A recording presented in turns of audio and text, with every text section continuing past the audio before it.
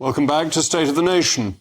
Pomp, ceremony, horse and carriage, St Edward's sapphire, the Black Prince ruby, the state opening of Parliament is a reminder that we are governed by the King in Parliament. The executive and the legislature come together with the judges in attendance. The King's speech is the foremost ceremonial event of the parliamentary calendar, where His Majesty the King sets out his government's agenda for the coming year.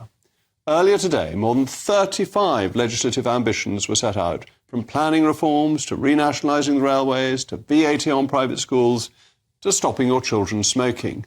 A government's political capital is always at its highest immediately after a general election victory.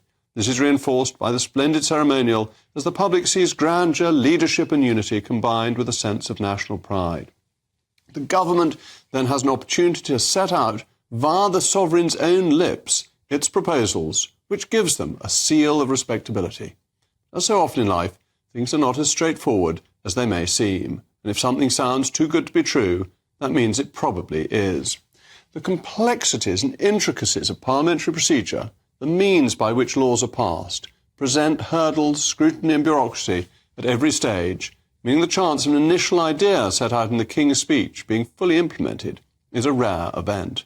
This was effectively admitted in today's speech, where a number of bills will merely be in draft, and some firm proposals in the election, such as retirement age for peers of 80, have been downgraded to consultations. Consultations, debates, legal compliance, amendments, scrutiny, practical application, and both internal and external opposition all present barriers to giving effect to the government's endeavours. The physical act of legislating is a long and complex process. This is true even before it begins in the Houses of Parliament. For example, a bill proposed in the Commons faces a minimum of 12 different stages before becoming law. First reading, second reading, committee stage, report stage, third reading, then moving to the Lords for another first reading, second reading, committee stage, report stage, and third reading, again followed by consideration of amendments in both houses by both houses, and finally receiving the royal assent. That is when something goes smoothly. A politically contentious piece of legislation is often sent back and forth between the two houses in a thing known as ping-pong, with one proposing amendments that the other rejects a number of times. This can lead to significant changes to a bill as a government compromises to ensure that its bill gets through in some form.